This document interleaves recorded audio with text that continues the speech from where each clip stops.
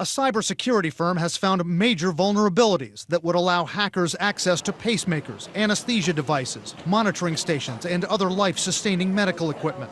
A threat so real, the FDA is taking action. It's the storyline in a harrowing scene in the Showtime series Homeland. Terrorists send a signal to a pacemaker, an attempt to take down America's vice president. Call doctor.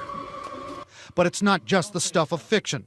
Stuart McClure of the firm Cylance shows another device, an insulin pump that could easily be compromised. All you need is a simple little antenna, something like a 900 megahertz antenna that you plug into your laptop, and you develop a little program to connect to this wirelessly over radio, and then you can take over the actual system itself, increase the maximum bolus, which is the maximum amount of insulin that can be dispensed, and then dispense that particular insulin to the patient.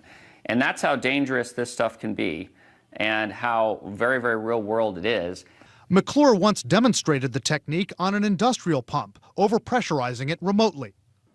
Unit, okay. Adult pad. This is a wireless defibrillator, and McClure says wireless devices can also be hacked. McClure and his team have just told the FDA what they had done, and the FDA has just put out the word to manufacturers.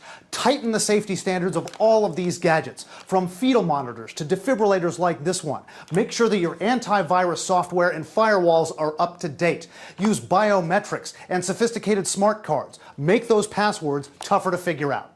The FDA says so far it's not aware of any patient injuries or deaths from the hacking of medical equipment. But McClure says almost everything's wide open. Pacemakers and other cardiac equipment can be slowed or disabled. Monitors could shut off. At Beth Israel Deaconess Medical Center in Boston a few years ago, a glitch, not a hack, slowed down fetal monitors for women with high-risk pregnancies.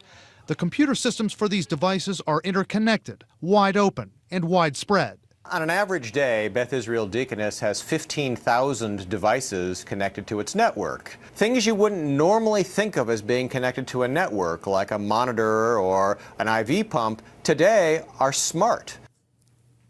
Dr. John Halamka says his hospital does firewall off its system to prevent hacking. But even with the FDA tightening up on manufacturers, experts say it's going to be a long time before those manufacturers really get safer devices in place. The manufacturers may fight it because of the expense of that, and it may require recalls, Jim, so it may be a long way away from really safeguarding these devices.